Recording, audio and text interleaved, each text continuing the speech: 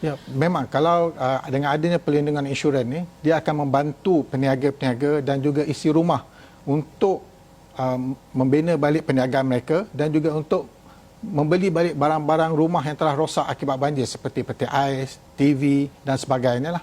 So dengan adanya bantuan insurans ini, mereka akan mendapat ketenangan jiwa sebab bagi mereka untuk menggantikan stok saya, macam stok perniagaan saya, insurans akan tolong bantu untuk menggantikan perniagaan dan saya akan boleh memulakan perniagaan kami kembali. Macam rumah juga, untuk memperbaiki alat-alat elektrik mereka seperti PowerPoint apa semua tu, so kita akan bantu. So dia akan tak payah dah fikir, so saya cuma perlu fikirkan perkara lain untuk memperbaiki rumah. InsyaAllah insurans ataupun takaful akan membantu mereka. Kalau untuk insurans kenderaan yang biasa diorang beli, perlindungan komprehensif, memang tidak ada perlindungan banjir. So sebagai pengguna, dia kena tahu apa yang di-cover oleh insurans mereka ataupun takaful mereka. So untuk melindungi kenderaan daripada banjir, mereka kena buat pembelian tambahan, itu perlindungan daripada banjir, perlindungan kerosakan daripada banjir. So premiumnya dalam kalau tak silap saya dalam 0.5% daripada value kenderaan tu. Kalau kenderaan tu berharga 100,000, dia kena buat penambahan insurans sebanyak RM500 sahaja. So kalau untuk rumah pula, dia ada dua package biasanya. Satu yang basic fire, basic kebakaran, ataupun yang banyak untuk rumah kita cadangkan pengguna beli house owner dan juga householder. House owner ni dia gunakan untuk melindungi rumah itu, dan untuk householder melindungi kandungan barang-barang dalam rumah tu. So kalau untuk rumah saja, kalau perlindungan dia reconstruction cost dia dalam RM100,000, dia punya anggaran premium dia ataupun contribution dia cumalah dalam RM110 sahaja. Setahun, sebulan? Setahun. Okay. So kalau kita divide dengan 12, tak sampai pun dalam RM10 sebulan.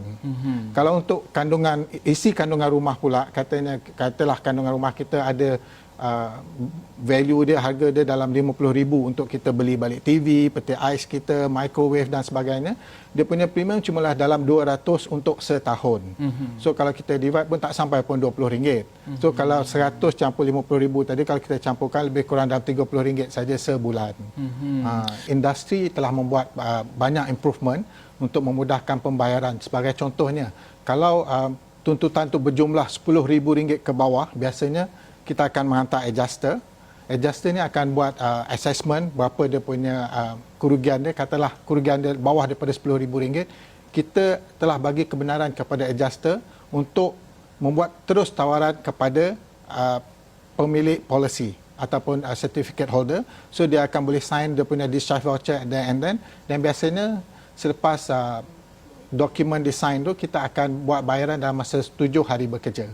Kalau perniagaan ni, kita telah melaburkan modal yang besar. Katalah you punya stok pun harga RM200,000, macam kedai runcit. Contohnya, kata you beli barang-barang tu dalam harga RM200,000.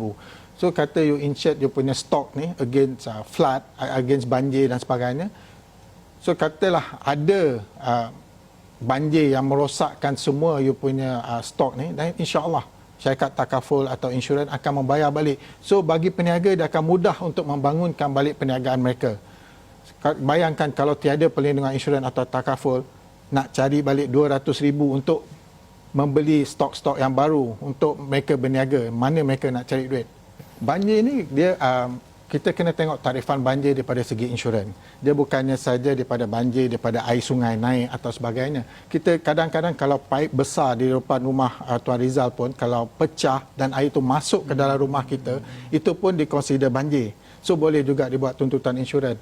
Tak semestinya tempat yang selalu banjir sahaja pengguna kena beli insurans. Sepatutnya di mana-mana juga perlu beli insurans banjir ni lah, ditambah kepada insurans kebakaran tadi. Memang bagi saya, kalau kita beli insurans ni memang sesuatu yang you tak nampak. Because it's tapi you bayar bulan-bulan nanti orang katanya mesti dapat tak duitnya nanti. Hasilnya tak nampak.